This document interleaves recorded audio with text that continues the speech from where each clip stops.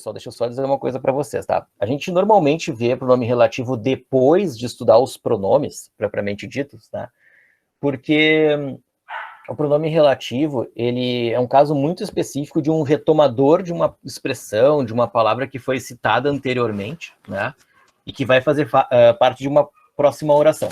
Ele fica muito parecido com uma conjunção, tá?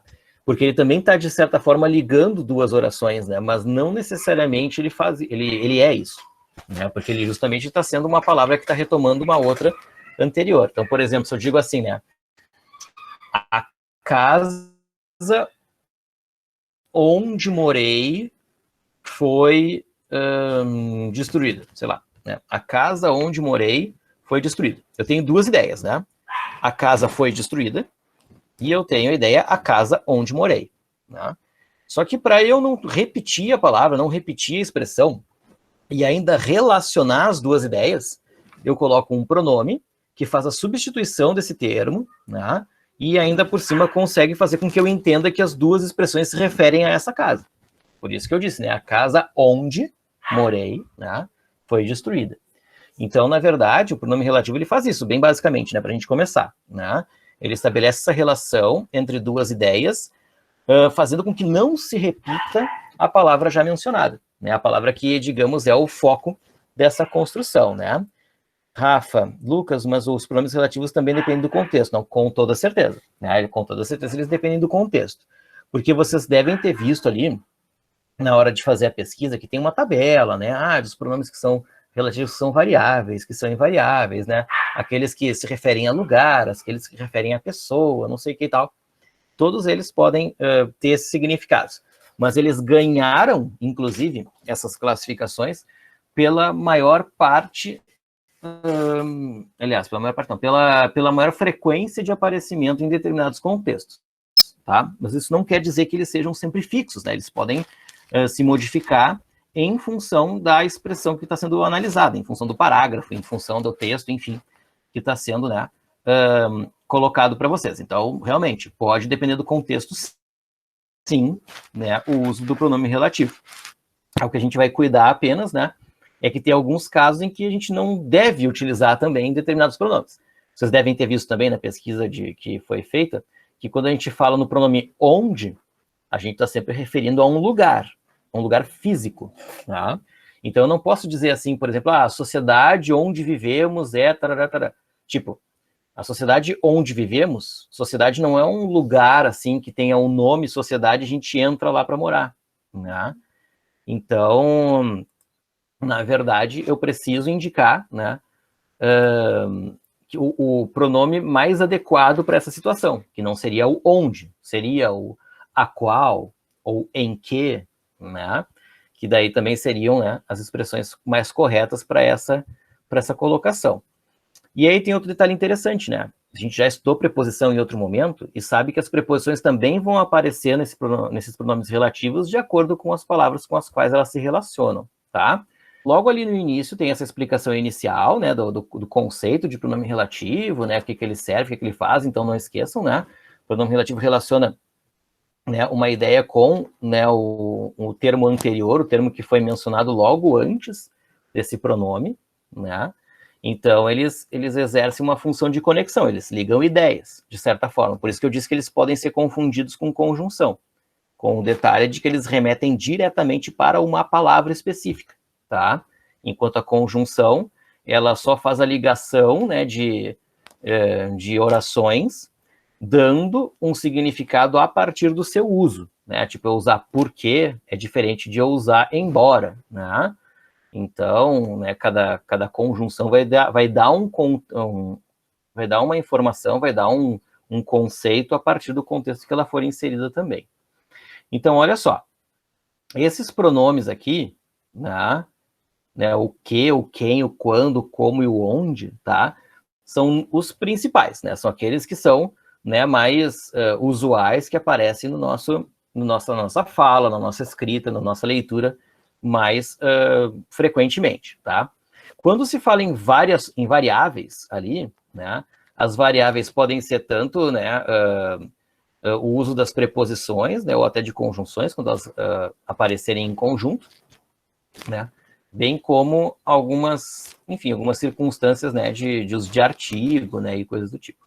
Então, podem aparecer de várias formas. Vejam aqui, né, nessa tabelinha, que está aí no topo da imagem para vocês, aparecem os invariáveis à esquerda, né, que são aqueles, né, que podem, né, se manter sempre na mesma estrutura, e os variáveis, que são aqueles que vão se relacionar em gênero e número com os termos que aparecem, né, anteriormente a eles, né?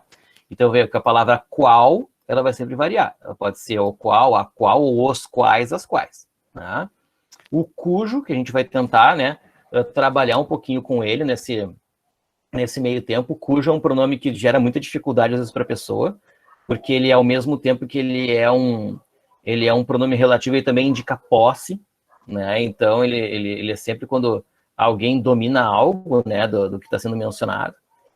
E tem o quanto, quantos e quantas, que refere principalmente a quantidades, né? Então, é diferente do enquanto, por exemplo, né, que a gente sabe que se escreve junto, mas tem gente que coloca separado, né? Então não tem relação direta com esses três, né?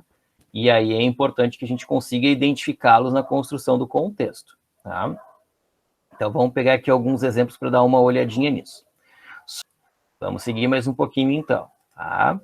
Então, agora os exemplos aqui como aparecem. A partir daqui eu vou tentar mostrar como é que eles se tornam, então, pronomes relativos, tá?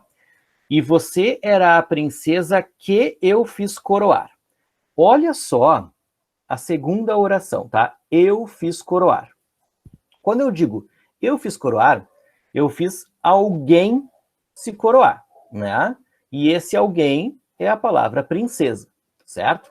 Então, eu não preciso repetir a palavra princesa para indicar, dentro dessa frase, né, que a princesa foi coroada por mim, certo? Eu usei o que relacionou direto com o termo anterior, princesa, né? E fechou o sentido da oração que veio depois, tá? Então, ele serve como conector porque ele está ligando uma segunda oração à anterior e ele está relacionando o termo logo que veio antes desse que com essa oração que veio depois, tá? Então, não aparece a palavra princesa na segunda oração, mas a gente entende que é a princesa que foi coroada, tá? Justamente em função disso. Enfim, primeiro exemplo, tá? Depois, pessoal, o segundo ali, os temas sobre os quais falamos são bastante complexos. Então, os temas são bastante complexos, é uma informação, né? E nós falamos sobre alguma coisa. Sobre o que nós falamos? Sobre os temas, né? Então, os quais que aparece aí retoma a ideia da palavra temas, que está aí presente também, né? Então, na verdade, os quais faz relação direta com a palavra temas para poder colocar nessa segunda oração que está no meio da principal, né? Ah, Sor, mas o pronome relativo não retoma a palavra imediatamente anterior, então não seria o sobre? O sobre não pode, gente, porque o sobre é uma preposição, né? A preposição aparece para estabelecer ligação. Então, o que acontece? Se eu pegar só a segunda oração, que é sobre os quais falamos, né? Que está no meio da primeira, que está no meio da principal, digamos assim, a gente tem que pensar. Quem fala, que somos nós, falamos sobre alguma coisa, né? Sobre o que nós falamos? Nós falamos sobre os temas, né? Então, na verdade, o sobre está fazendo uma ligação do verbo com o seu objeto, né? Que seria a palavra temas, que foi substituído pelo pronome relativo os quais, tá? Então, assim, a gente, né, vai colocando sem repetir a palavra, né? Sem repetir a expressão, ela na segunda ideia, na segunda oração, que se faz presente dentro dessa principal, tá?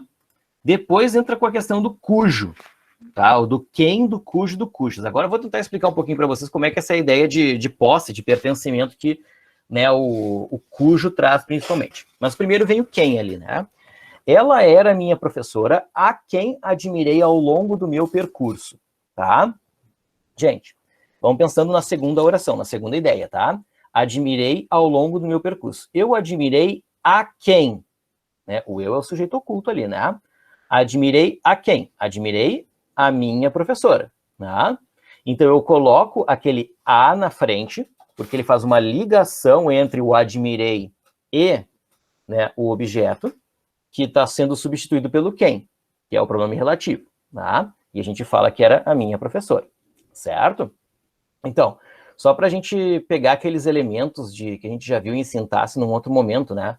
Tem um sujeito que é oculto eu, tem o admirei, que é o verbo, e veio antes de tudo o objeto, tá? Porque o objeto, na verdade, nesse momento, né, é quem está sendo utilizado como pronome relativo. Então, ele veio no início da oração porque ele foi deslocado em função de fazer essa busca da palavra que está na outra parte da oração, na outra parte da frase, né? Então, ele só apareceu antes. Então, o pronome tem que, aliás, a preposição tem que acompanhar esse pronome, porque, né, ele é o objeto inteiro, né? Então, para ser um objeto indireto, tem que ter preposição. Então, a preposição está acompanhando quem está ali logo no início da oração, tá? Então, gente, o uso do quem sempre relativo a pessoas, né? Sempre relativo, né, a seres humanos, de preferência, né? Até no inglês a gente não teria como fazer isso, né? Porque daí tem que utilizar o it em vez do she ou do he, né? Mas no português tem gente que aceita, né? Tem expressões que são aceitáveis, tu colocar para animal, falar em quem. Mas algumas gramáticas não levam isso na boa, assim, né? Então é bom vocês sempre utilizarem o quem só para pessoas, tá? Para fazer relação com pessoa dentro dos pronomes relativos. Agora, olha só a questão do cujo, né? Como é que ela funciona. Os funcionários cujo currículo desconheço, o funcionário cujo currículo desconheço foi promovido, tá? A ideia principal é, o funcionário foi promovido, certo? Aí viu ali, no meio dessa informação tem cujo currículo desconheço. Eu não conheço o currículo de alguém, tá? Então, eu não preciso colocar a preposição de e nem preciso colocar o quem, né?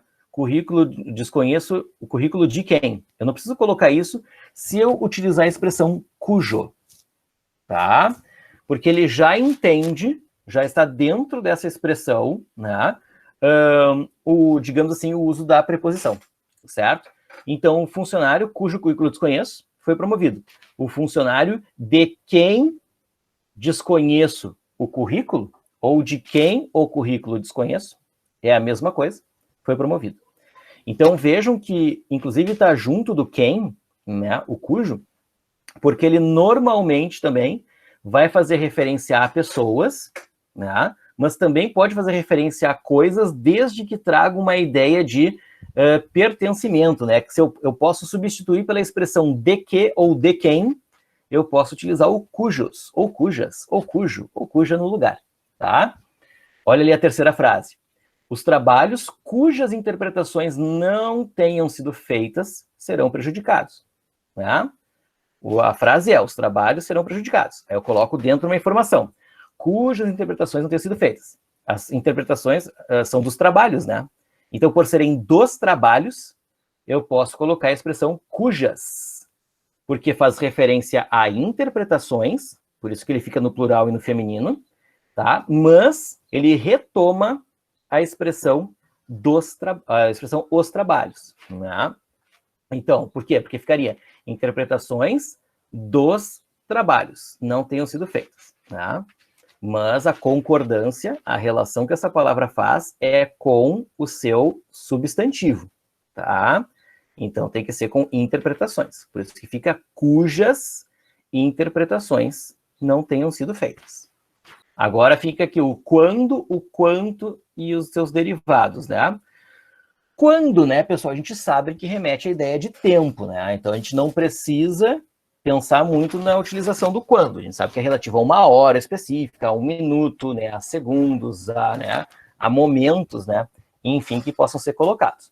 Então, é a hora quando eu consigo parar para pensar.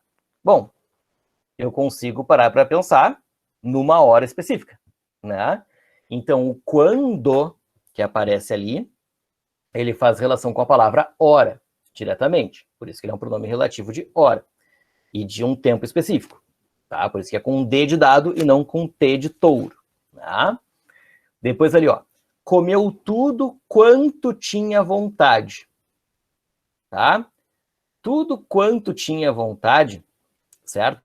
Esse quanto dá a noção de quantidade, né? Então, quando a gente faz esse tipo de referência, a quantidade, a gente vai utilizar o quanto, tá? Principalmente porque ele faz relação com a palavra tudo, né, pessoal? E o tudo ali, que está indicando, né, que apesar de ele ser um pronome indefinido, ele indica que é uma coisa grandiosa, porque é tudo que tinha ali, né? Então ele vai ficar no singular e vai ficar no masculino em função disso, tá? Mas ele refere a essa quantidade. E depois ali, ó, farei tantas exigências quantas forem necessárias, tá? Pensem em relação à palavra, a expressão forem necessárias. Forem necessárias o quê? Exigências, né? Então eu vou falar numa quantidade, mas é uma quantidade de exigências. Então exigências está no feminino, está no plural, então eu tenho que colocar quantas, né? Para fazer relação direta com essa palavra, certo? Então vejam que até agora, né, esses termos, esses pronomes relativos que são variáveis, eles concordam em gênero e número com a palavra com a qual eles se relacionam, tá? Com a palavra que está imediatamente anterior a ela, tá bem? Desconsiderando preposição, não esqueçam disso, certo? Muito bem. Vamos terminar aqui agora, tá? O como, né, que daí já vem um outro tipo de expressão, né? Não gosto da forma como ele ensina, né? Que é relativo a uma atividade, ao fazer alguma coisa, né? Então, o como refere a isso. Por exemplo, referiu-se direto à palavra forma, que remete à ideia de atividade, remete à ideia, né, de ação de alguém. Então, tu utilizas o como pronome relativo. E o onde, que eu já comentei com vocês, que é sempre relativo ao lugar, né? O lugar é ali onde eu informei, né? Então, o onde faz referência a ali, né? Aquela expressão que está apontando a posição de algo, certo? Então, eu utilizo onde. Ah, eu posso utilizar o em que? Posso utilizar o em que também. Né? Eu informei em algum lugar, então eu posso colocar, né? O lugar é ali em que eu informei. Pode ser também, e pode ser o onde. O que não pode são expressões que tu tem que utilizar em que tu colocar onde, tá? Porque daí não necessariamente vai remeter a lugar, né? Aí a gente tem essa contrariedade também colocada no material.